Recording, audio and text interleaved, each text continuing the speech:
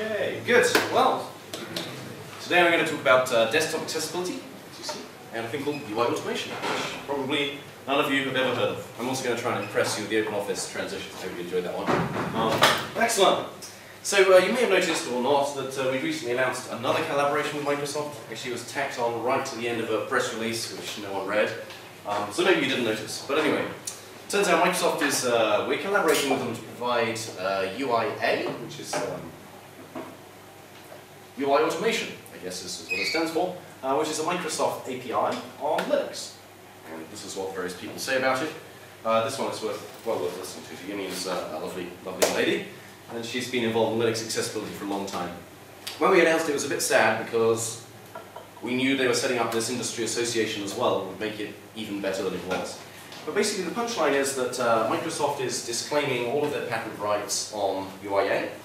That's at least the business rationale, and putting it all under the OSP. Better than that, they're setting up this body, which has several working groups in it. These working groups, and all of the output of these working groups is also going to be covered by effectively a covenant not to sue. So we can work to merge the Linux infrastructure with Microsoft's and take the best bits of either of them, standardize it all in here, and bingo, we're done. So there's lots of companies involved, Adobe, these other people, Oracle, but yeah, I guess Microsoft is leading it at some level with Adobe and an AT vendor. There are loads and loads of AT vendors, and AT incidentally is assistive technology, for those who don't know. People who make braille displays, people who make software like screen readers and so on, to make computers accessible. But basically we want to drive convergence. You know, it's a relatively small space with relatively little investment in it, such that it's possible to know almost everyone who's everyone in accessibility and get them in a room and not have many more people in this. So, you know, it makes no sense to have multiple competing APIs and, you know, having to choose which one to implement, and, you know, the net result is clearly, you know, worse accessibility and wasting actually relatively limited resource pool unnecessarily. So it's a good thing.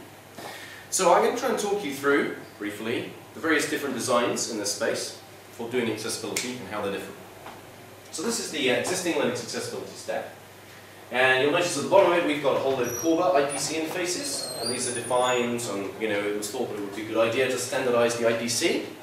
I think that's actually a terrible idea, but at least, you know, there is a language agnostic IDL language you can do that in, and it looks like a good idea to start with. So, you know, well, whatever, you've got to work with something. I think it's better to standardize at this level, the ATK level, and get, you know, interfaces that can be wrapped there, and then hide the IPC, so you can optimize it, cache it, and rework it later.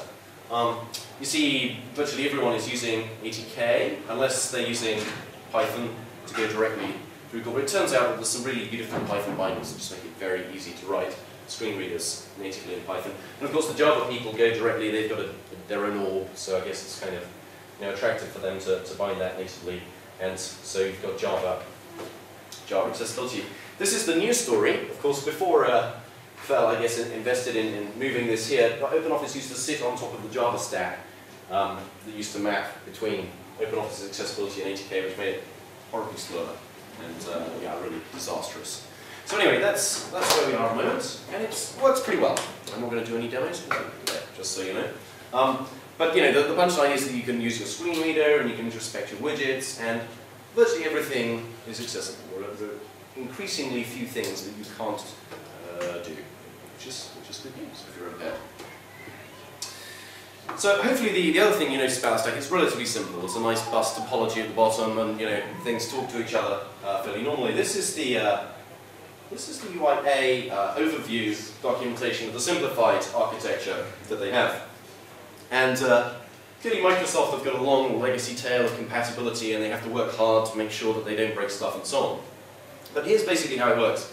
The process boundary is much less well defined in the Microsoft world, simply because the IPC here is really not very good. It doesn't perform well. The interfaces are not very, you know, not suitably granular for doing lots of IPC. And so consequently, broadly, I'm trying to see, broadly application writers and AT writers, who are maybe on this side, yeah, they tend to shove a whole lot into the application itself. I forget. I can't understand the picture myself. Either way, they take their code and they go and shove it and export it into other applications where it can run quickly and it can use the native COM interfaces, and then they can control the IPC themselves, going to their screen reader, say. And so that's nice, and of course they can add all sorts of other components into the process. So say if it's Microsoft Office, they can add things that understand the DOM, and they can get all sorts of other different bits of information they can grope around inside the application. They can even use programming APIs that are exposed by various applications, say Excel or something, to get even more information, and then crunch this all together, shove it over an IPC, a main pipe or whatever, and talk to their screen reader. And that's broadly how it works today.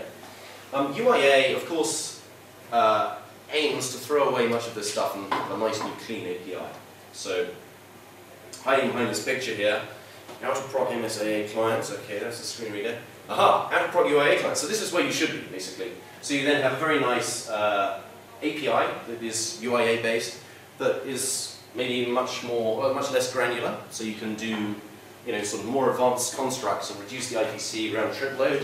So you can start to do a lot of this stuff without needing all those horrible hacks in the same process. And so it's, in theory, it's nice. It's a beautiful architecture. I really like it. And interesting, you'll notice that this guy here doesn't really need to know about all of this mess here. That's the other thing. So from an API perspective, they get quite a nice clean API here, and it's all the evilness is hidden from you, including all sorts of bridges that convert the old API to the new API in various pieces here, and so on and so on. So in theory, the new API is really a huge step forward. In practice, of course, if you'd invested millions of man-hours in making this old thing work, and all of your business value was in defeating the demons of complexity that were there before, you can understand that someone else doing that for you might not be perceived as threatening. So anyway, that's just an insight that might be helpful. So into this mix, there is also a thing called iAccessible2. This was created by IBM, and it's very interesting.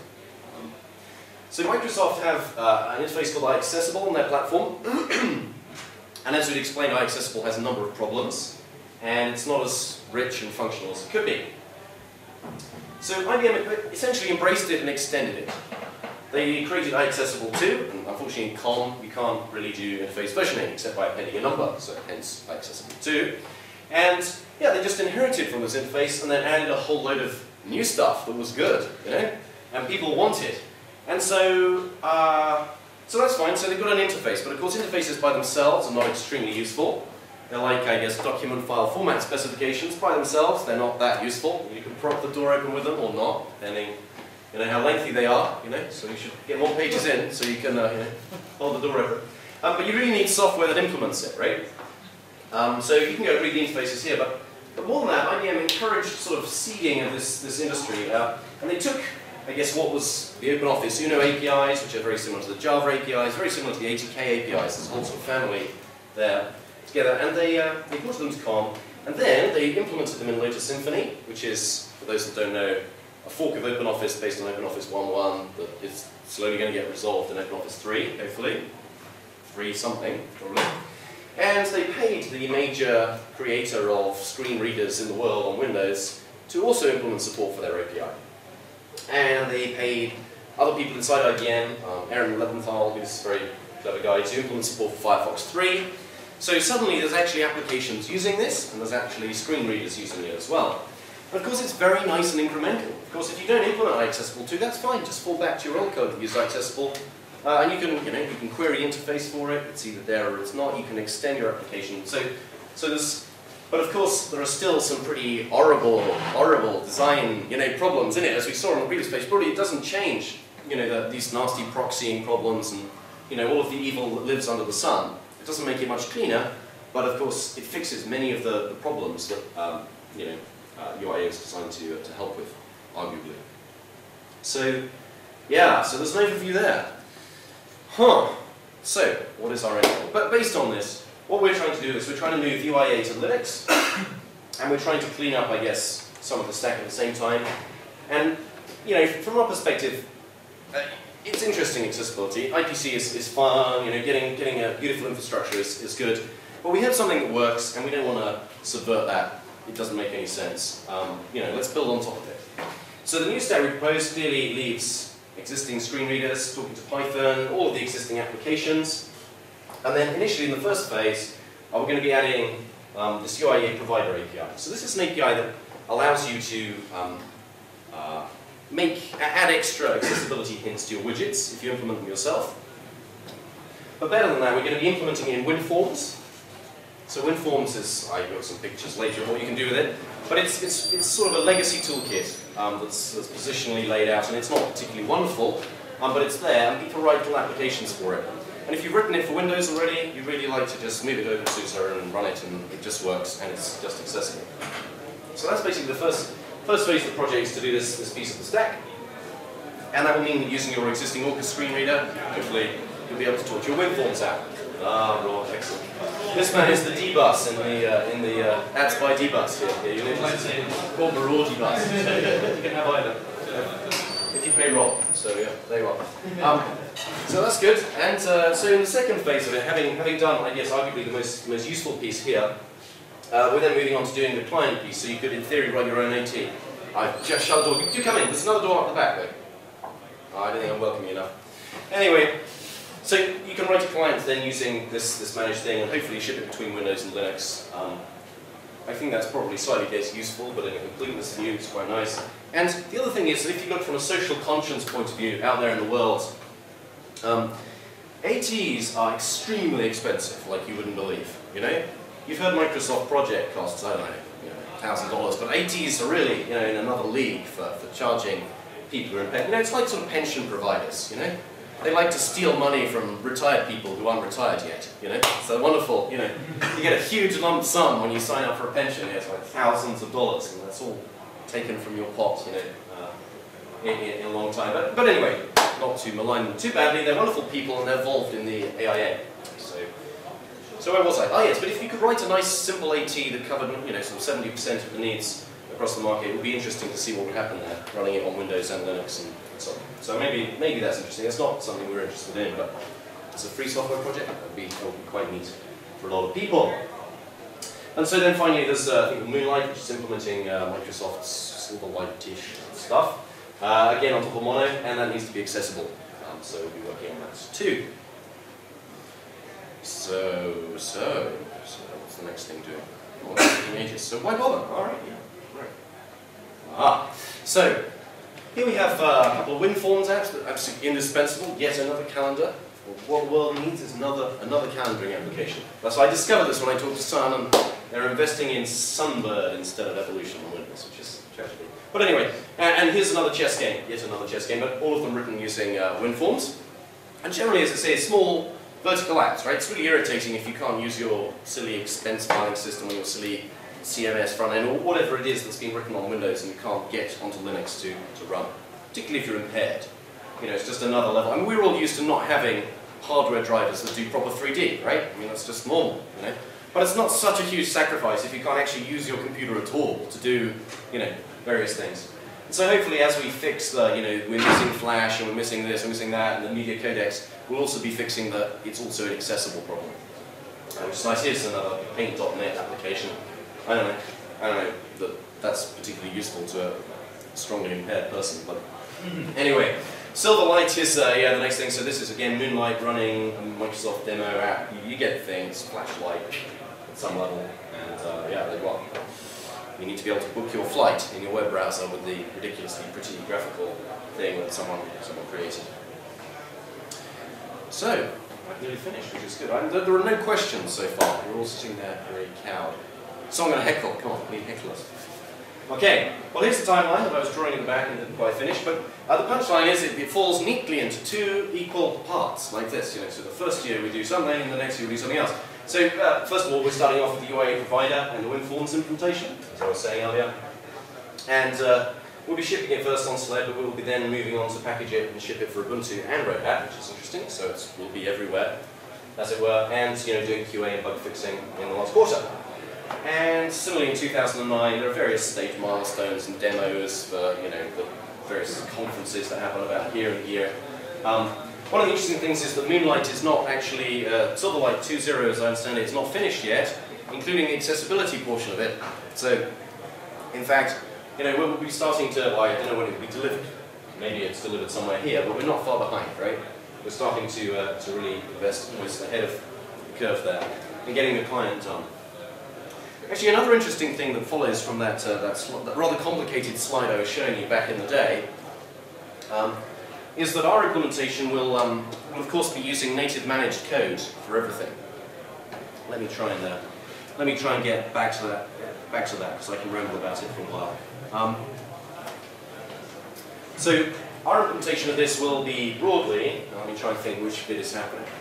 So this is an improc proxy for user 32 and common control things. So when you create a Winforms application in Windows, I'm sure you don't want to know this, but you will in a second. What's that? Oh, first one, opening the door, fair enough. So it turns out that things like the top level window in what you see as a single application is implemented in the kernel, or nominally the kernel, and then some of these controls similarly live in, you know, other places, but then other more complicated controls maybe, you know, or whatever, doing trees are implemented in a different process again, and they all live sort of all over the place. And so in terms of implementing rich, new accessibility APIs for this sort of thing, it's kind of a real problem. And particularly because what you can do in the kernel is somewhat limited, and what you can't do, and you know, this kind of things. So behind what looks like a rather simple, not very good looking user interface, there's just this mess of infrastructural compatible legacy stuff that we don't have at all. In fact, our implementation of all of this will be in native C#. And so it's entirely possible, and you know, in some corner cases, that by the end of 2008 we'll have a better implementation of common controls like Winforms with regard to accessibility than our competitor, which would be quite nice. I at least would be pleased. So yeah, so here's the conclusions. Accessibility is coming of age. We have been hiring, if you are very interested in accessibility and you're knowledgeable about it or something. I don't know if we've got any slots left, to be honest. Calvin is running the project. And really, I think, there's still a couple they're advertising for. Absolutely. So if you have an urge to do all sorts of funky C#, you know, IPC, ATK, you know, toolkit stuff, then, you know, do see me. But I think really Linux, you know, accessibility is coming of age, and Linux is going to be really the best platform to do accessibility on. It's going to have beautiful Java integration. It's going to have high performance Office integration. It's going to be, yeah, it's just wonderful. All the APIs will be there. Your application will just work. Okay. So yeah, in terms of credits, Marcos Gambarax really owns this space inside SUSE. He's been doing all manner of great work for years, particularly on the console, before any of the graphical stuff happened, writing anything called SUSE Linux, which, you know, back in the day allowed you to just boot and install, you know, using a Braille display and so on for many years. Sun, of course, did huge investment here to bootstrap the accessibility work across the desktop and the Office suite and the web browser as well, I think. Similarly, IBM, you know, with their cunning employ around iAccessible 2, and you know, just encouraging all this openness to actually happen. And the AIA, I think they have a lot of credit. Of course, the people in Microsoft for, you know, actually doing the right thing. I think starting to open up, making their specs available, starting to address patent concerns around them. You know, starting to work together with other people, and, you know, surrender some of the control and things like the AIA. And yeah, Calvin is leading this thing here. So you can find out more about it here. There's all sorts of nice links, and you can talk to people, and there's pretty pictures of Calvin driving through mud in his four-wheel drive vehicle. So yeah, go and see it online. I think that concludes my talk. Are there any questions? So with a hat, look at that hat. How would the A11Y project influence the likes of, say, Adobe with regards to Flash supporting Winforms 2 for like video over webcam streaming over Flash?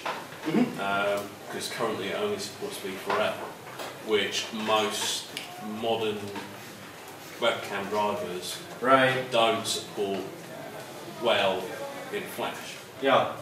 That is an interesting question, not one to which I know the answer. Since I know relatively little about Flash and relatively little about that, I don't know, it's really sort of more a moonlight questions now, I guess.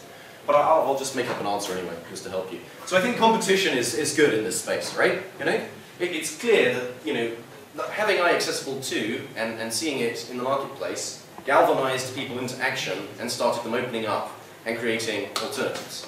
And similarly, Moonlight, I think, Silverlight is clearly behind in the rich web client space, but it looks like it's going to be the first free software, fat client, rich web app infrastructure out there. Now that is amazing. If I told you, 2 years ago that Microsoft would be funding the first open source, fat client, web app, you would have just laughed. It's just, it seems ridiculous, right?